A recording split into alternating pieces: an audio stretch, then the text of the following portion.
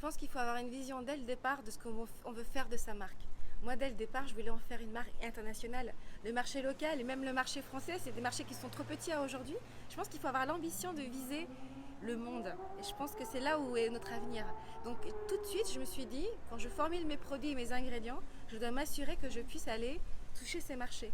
Donc nous avons étudié bien sûr la réglementation de ces pays avant de formuler des soins pour pouvoir justement arriver rapidement sur ces marchés. Dans l'équipe, on a un docteur en biochimie qui s'occupe de piloter justement la réalisation de la recherche fondamentale, et on a quand même un partenariat avec le CIRAD qui justement nous a aussi accompagnés sur des expertises, par exemple sur les corps gras ou les polyphénols.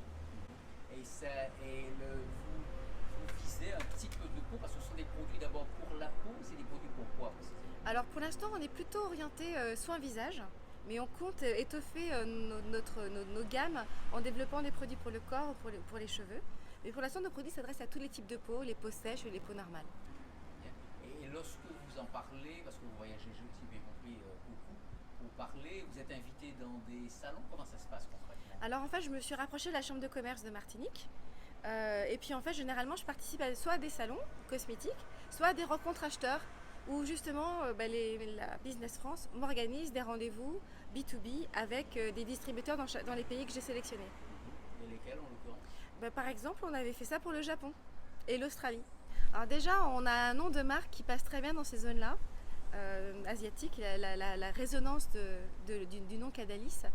Il faut savoir que dans ces pays-là, la banane est un fruit de luxe. Donc déjà, quand on arrive, on a un a priori très positif sur nous. On est français, on travaille sur la banane, ça leur plaît énormément.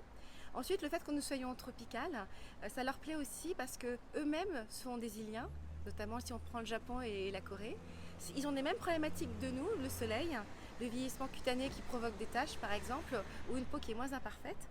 Et donc en fait finalement, nous avons les mêmes problématiques de peau et on trouve un écho très favorable finalement à nos produits et à nos soins chez eux. Et la Martinique, le son de la Martinique, ça leur dit quelque chose? Alors oui, parce qu'il faut savoir qu'ils adorent le rhum. Et puis ils sont aussi fans de Napoléon. Alors en fait c'était aussi un moyen de découvrir la Martinique parce qu'ils savent tous que Joséphine était originaire de la Martinique. Donc au contraire, ils ont une image très haut de gamme de nos îles, Bien. Guadeloupe et Martinique.